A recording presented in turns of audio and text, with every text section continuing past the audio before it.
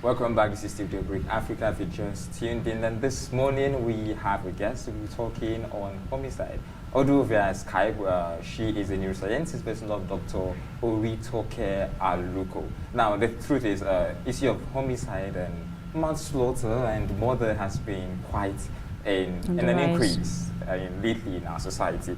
And while I was trying to work on certain things, I noticed Nigeria murder homicide rate for 2019 was 21.99%, a 35.49 decline from 2016. Nonetheless, Nigeria murder homicide rate for 2016 was 34.09. Now, violent incidents are usually related to political, economic, or social grievances directed at the state or other affiliated group. Now, this morning with us, like I said, is a neuroscientist. Good morning, ma'am. Thank you for joining us this morning. Good. Thank you for having me. Good morning. Well, going straight to the discourse of the day, but before we begin, I would like you to just define what homicide is all about. Homicide is the killing of a person by another person. I think that's the simplest definition of homicide. Although we have different kinds. We have manslaughter, we have reckless homicide, we have neglect homicide, and we also have vehicular homicide. But homicide is just the killing of a human being by another human being.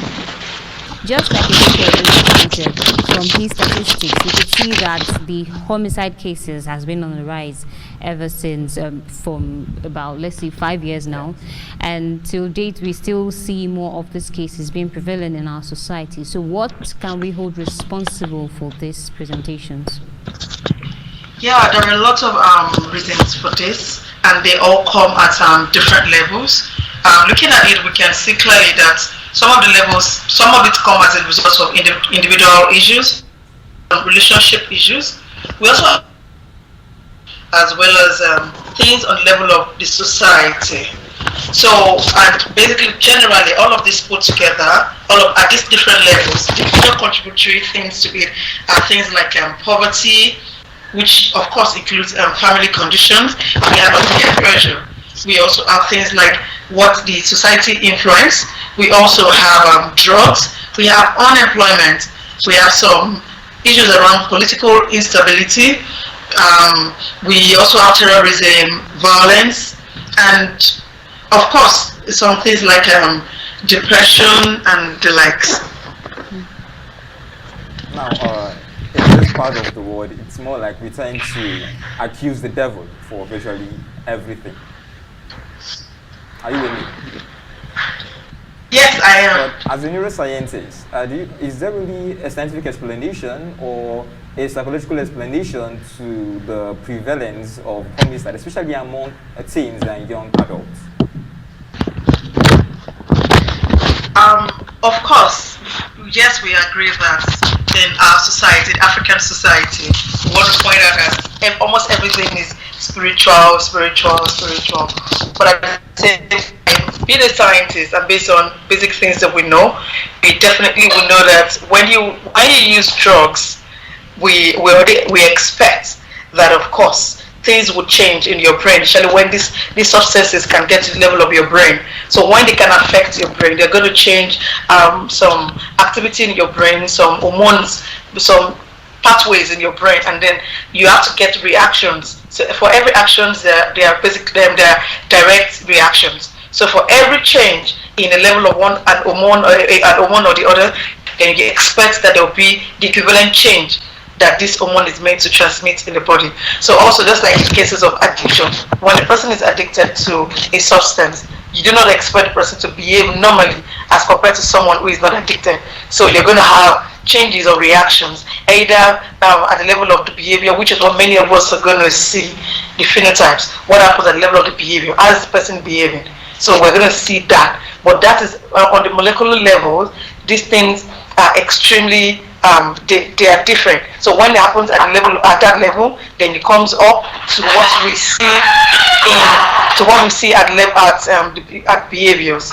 So that's what we. So beyond spiritual, there are hormonal changes, and of course, reactions to hormonal changes is what we get to see in our youth. So which can come from like I mentioned earlier, the poverty, peer pressure.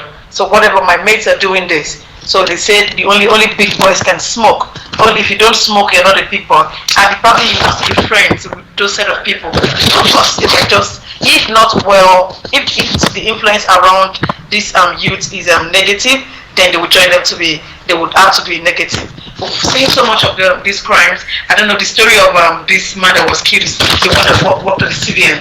You will see that when I watched, when the criminals or those who were taken, when they were talking about it, they mentioned saying that one said I just came back, and then my friend seemed that they're already planning. So he just joined them to go for this attack. He didn't know what he had planned. He just joined them. So that's a level of peer pressure. So I think for that, his friends wanted to do something. He also wanted to join them. So basically things like that. And of course, if there was a lot of probably if he was well employed, or if there wasn't a form of poverty, he wanted to feel among his peers. Maybe that's why some people like that would join. But then that's the result of things like that I'm seeing. Personally, I tend to wonder the issue of upbringing as relating to homicide. How does one upbringing actually affect one psychologically to the point where person actually hurt himself or hurt someone else? Yes, here's what I would say all of these things. We cannot 100% take out the level of spirituality. And when I say spirituality, I don't mean that we believe that everything that happens to us is spiritual. Like in the sense of something is like in form of jazz, spiritual jazz. No. What I mean is, so depending on the parents, because like I would always say, when you train a woman, you're training a community. So if, for example, you have a good woman, disciplined, then she would put, that is what they say, you cannot offer what you do not have. She would give that onto her offsprings. Also, if you have a good man who stays with his family, because not everything, I read something that says a woman can bring up a child from a male child, from being a baby to being a boy, but a man can take the boy from being a boy to being a man. So what, like the father of the house will train the boy from being a boy to being a man. So that's why I think God is wise enough to put both gender together in the home to raise the children. So when you have a woman who is well disciplined and train her children to a good level, because at the level of between age 0 and 10, children are going to come up with a lot of behaviors, a lot of tantrums, a lot of things that even to you as a mother will be strange. But as a woman who is disciplined, or even as a father who is well disciplined, and you are around the children, you'll be able to put these things in order. You'll be able to correct them. And of course, if you can correct these children, so like we say, children are like a piece of white paper. So whatever you write on them at that level is what they would take, almost is like the foundation of their lives. So if you're able to give them good things to stand on, it's like you have a solid rock, then you're building on the rock, then your house would most likely would not fall apart when storm comes or when rain comes and things like that. So raising a child well, especially from age 0 to 10, is very, very important. Putting in the right discipline, talking to them, giving them right discipline when needed, not just thinking or saying, yes, we're Africans. We would not expect that our children would do exactly what other children would do. So as Africans, we have our own kind of upbringing, our own kind of expectations. So when we have children also, we will train them in those ways, and then we expect that when they grow, and then we expect that they do similar things, or probably even better. So upbringing is very, very important when it comes to children. So, and when it comes to our youth, most of these children, when you trace them back to how they were really raised, you will see that one way or the other there has been one fault or the other somewhere, most of the times. Now, comparing or trying to compare the aspect of child upbringing and also the societal factor, which has to do with peer pressure and all of that, which do we hold more responsible for some of these cases we see? Because one would get to think at some point that when a child gets matured at some age, probably the person is able to correct one thing or the other about him or herself. So which area do you think is quite important at the time? Both areas are important. I wouldn't say that you can take away one part from the other. You cannot take away one part from the other. Some children, when we were growing up, we know that we were raised by the community. So they said, not only to us raise you, the whole community raised you. But the system is actually changing. So now, most parents now believe that their children should go to school from early morning to late evenings because they have to work, they have to meet up with demands. So now a lot of pressure has been pushed on the schools. So when pressure is pushed on the schools and on the teachers, remember these teachers are also human beings. Not human being is perfect. They have their own good parts, they also have their own bad parts. And we should know that children learn from what they see. So now, knowing if the upbringing, if the foundation is solid and strong enough, when these children get into the society, then what do we expect? When they get into the society, we expect that they see things that happen in our environment. We cannot take away the environment from them. They have to move around in the environment. So when they go to the environment, they are able to note that they're able to decide to choose between right and wrong. So when they see something going on in their society, in the environment, they're able to denote based on their foundation that this is right and this is wrong. But at the same time, the society also has to provide them with things that they need. It's beyond just being an adult and now in the society. The society also has to provide what they need. The environment to make them make right decisions. So I do not think that any one of them can actually be separated. They walk hand in hand. All of us every human being is very complex, and we're a combination of our upbringing, our environment, and our experiences, and also our spirituality. We can never separate a human being into any of these individual sides. We are very complex. Just like the body system, the biology of the body system is complex. Having to move from each system, from the digestive system to the respiratory system, and all of them work together. That's the same way the behaviors that we project. That's the same way they are complex. They are made from a variety of influences from our childhood to whichever stage of life that we find ourselves. I was just trying to give the issue of delinquency a thought. What is your take on delinquent behavior turning into a major or serious issue in society today? What's my take on what, please? Delinquent behavior. Okay. For delinquent behavior, how do I put this right? So, of course, we have different things that happen to us at different levels of our lives. So sometimes we get to do things that we do not really mean, or things that we do not really understand. So it might be based on the present situation. So people get to act up at different times, depending on the immediate situation.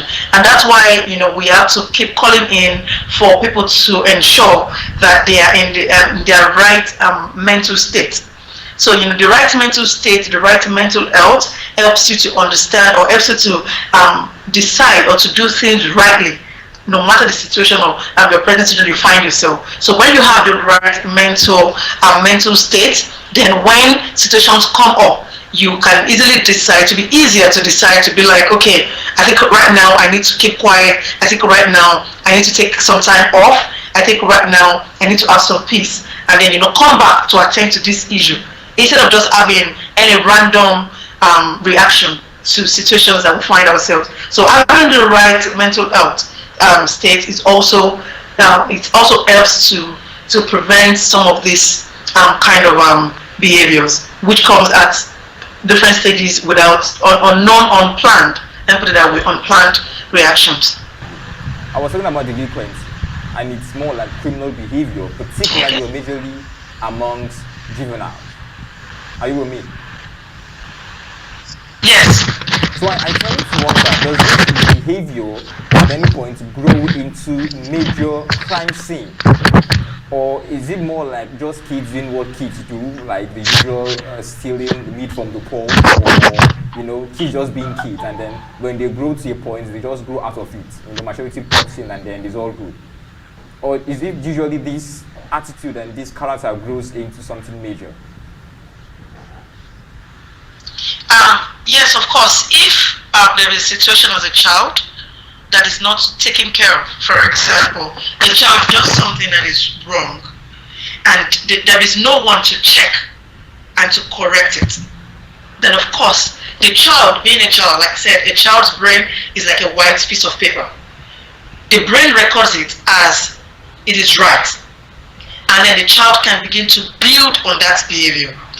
But when a child does something that is wrong, and there is a disciplined, or there are disciplined parents and community around, and they look into it and they tell this child, look, this you have done, this is the consequence, this is what it means, this is what it can lead to. Do you really want this? Or don't you say that this is wrong, and this means that? And the child can, the brain is very powerful. The brain will record it as this is wrong. And of course, it doesn't mean that, just like we say, when we learn memory, it doesn't stick like 100% the first time. The child will still come back to do the same thing again. And that's why, we must have this group, this community life, or this parental thing to it, which also the teachers in school serve as. So when the child does something at home, or the child learns something at home, but only shows his behavior in school, not at home, somebody has to be there to correct it. So I think that over the time, if it is well corrected and the child is sat down to understand the consequences, we can actually prevent it turning into something really criminal. But if there is no one to correct it, and there is no adjustment at the appropriate time to these things, then of course it can lead to this child probably recording it as right at the beginning, and the child continues to do it, and then now it becomes, for the future, it becomes a part and parcel of this child, and the child is already grown, and it's very difficult to leave it. It doesn't mean that the child can never leave it. With the right therapies, the child most likely could, but then probably most damage would have been done. Well, I'm quite particular about something. I'm quite curious right now. Considering the kind of cases that present itself these days, we see situations where family members tend to kill family members, or you see this goons, they come around and attack homes, and at the end of it, someone is being killed. Can we attribute all those characteristics to be psychological problems? Yes, of course. I was still talking about it this morning, and I was saying that we tend to look at things. We were not made as human beings. We were not made to be alone. We were not made to do things in isolation. Some of these things that affect us are a lot of psychological, and we need one another, each other, to build, to get better at things, to understand things better. Sometimes no one has it all. You know this part, the other person knows the other part. So we get to influence each other, we get to help each other. But the thing is, we want to move around positive influences. So most of the time when people are alone, they've been nursing situations in their minds by themselves, no one to talk to, no one to help them. And then, sometimes they snap. So when people snap, those are the kind of criminal activities sometimes that we see. We have a lot of people who says, I'm an introvert, I do not talk. I'm not saying that being an introvert is bad, but also we know that we have a lot of people who say that they're very quiet, but we also say when they meet their own people, they talk. Like that's what people say. Yeah, yes, she's very quiet, he's very quiet. But when he or she is with his or her own people, they talk. Yes, in the public space can be very quiet, but still you have that part of you that always want to share with somebody else. Like when you meet people of like minds, people who you respect their personality and things like that. So you get to share. So I think that people being alone, now our society is actually projecting this for me, wrong ideologies of isolation, of I can do it all by myself. I am capable to do it all by myself, without looking at the consequences of this part of our lives. When we believe that I am all alone. No one, I do not think that God made anyone to be alone or to be able to do it all alone. If not, I do say we're actually meant to fall from the sky one by one onto the earth. We shouldn't come through a family unit where God has said a man and a woman be together to bring on children and the rest of it.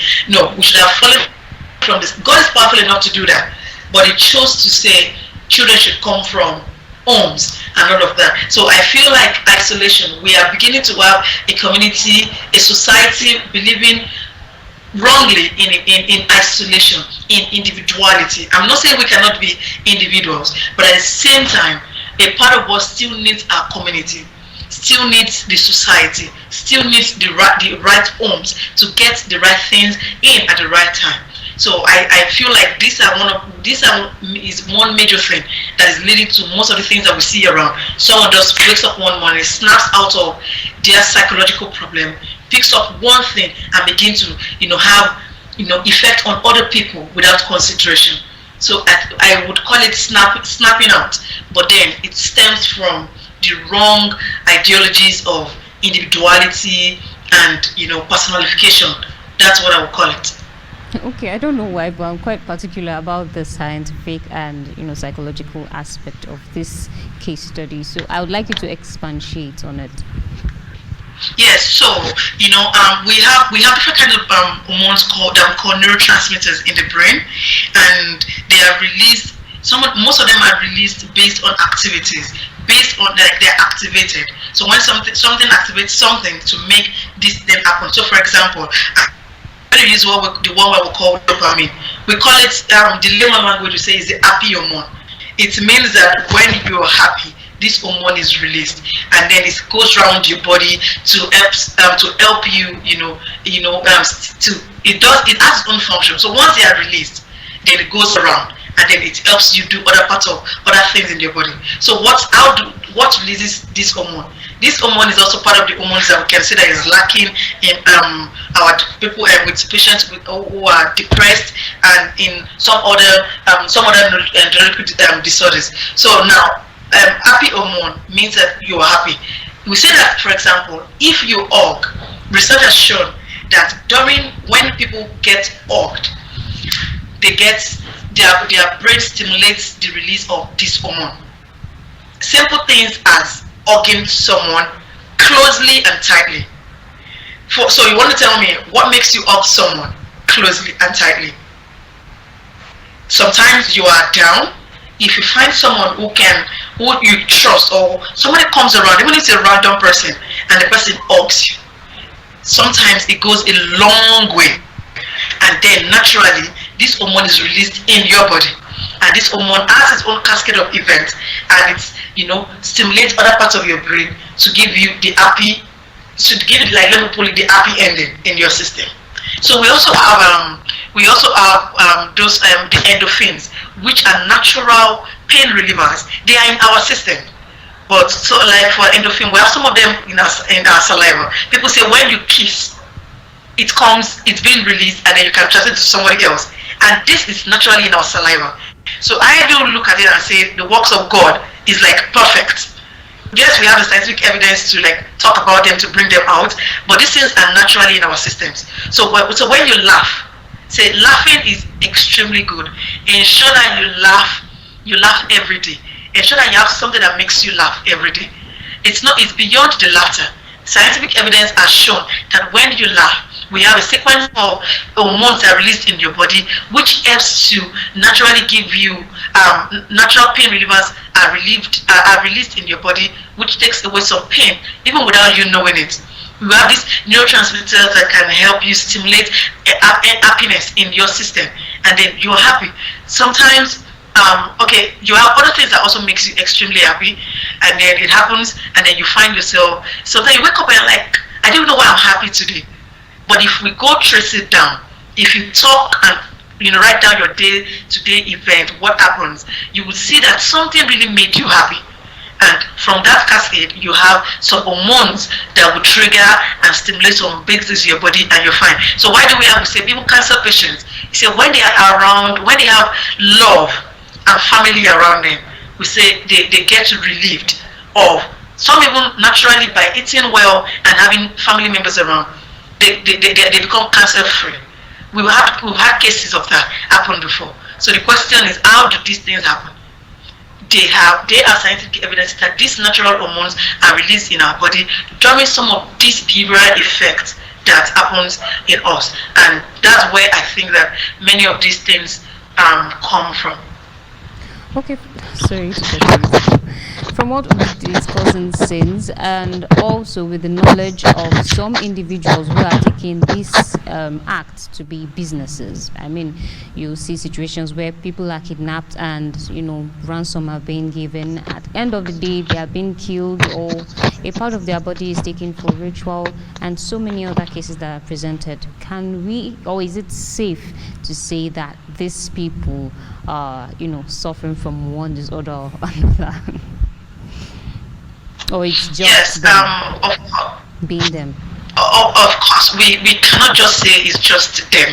Like I said, we are complex human beings, and we're made up of different things. Just like I listed at the beginning, we have a lot of things that has affected, or that is affecting, or that is causing all of these issues, ranging from poverty, peer pressure, this society, the environment, terrorism, and the rest of it. So beyond what we have as the end result of what we eventually see, some of these people, if there are room to sit them down to understand what led to this and what led to that. I'm not an advocate of criminality, but at the same time, if we sit them down to talk about what led to this, some it could be some it could just be poverty. If we look at the insurgencies, why do we have more people kidnapping now? Let's take away even don't let take away this the taking out of the body parts. What do they need them for? They have heard that when you take some body parts, you can use them for rituals and you make money.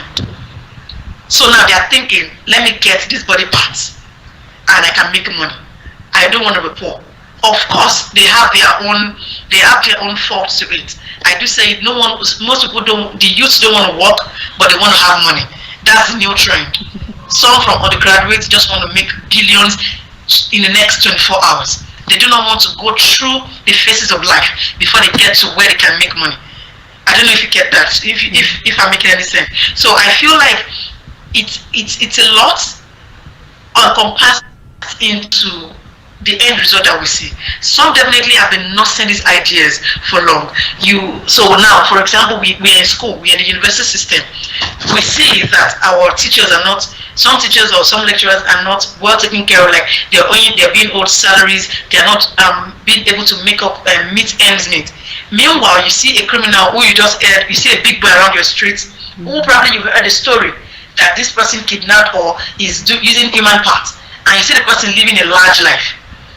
So if you do not have the right upbringing to let you understand, or the right spiritual upbringing and the right spiritual knowledge to know that these things are actually wrong, and everything, there is always time and cost and result over time. Like there's time, there is seed, there's time to weed, there's time to plant, and then there's time to wait, and there's time to harvest. If you do not have this understanding, then you find people saying, okay, I'll just go through this other part. And they want to follow suit. Then they want to live a part of doing the right things a day at a time to get it. And also one other effect that I have seen is that, or that I've stopped over time, is the fact of the part of mental health therapy. When people feel like it's only those who are sick on the street, or people who have psychosis, that have mental health issues, or I do not need counseling, I can do it all by myself. So before we move from stage 1 to stage 2 of our lives, I think that we should always have people who are counselors to help counsel the youths, to help counsel the children, from moving from primary school to secondary school. This is it, and this is what is expected. From junior secondary school to senior secondary school, our counselors should begin to make use of our counselors, and we should have more of them. All right, thank you so much. We're actually out of time right now, but definitely we'll be talking about this particular topic some other time, because I think it's quite broad. Okay. Thank you for joining us, Doctor. Yeah. All right, and this is where we'll be drawing the curtain for this episode of Daybreak Africa. As we know, homicide has been prevalent in our society recently, and it has, I'll call it a call for alarm, because we need to start getting aware of what is right and what is wrong in our society in order for us not to just keep being at the receiving end at the end of the day, because we tend to just hurt each other, not knowing that we from greed, I could say, because some of these cases we've seen presenting in society has come from people trying to, get rich quick, just like she earlier stated, and so many other cases like that. But at the end of the day, we have to just find a way around it and try to make our society sane again, at least to a particular limit. Call it a call for alarm. I want to call it a call for help at this point. Of course, and thank you so much for joining us from our studios here in Ondo City, but we'll be handing you over right now to our Lagos station, who definitely has a package prepared for you. Please stay tuned while we sign out. I'm Angela DAKU. Have a lovely day ahead. I remain EZEKIEL.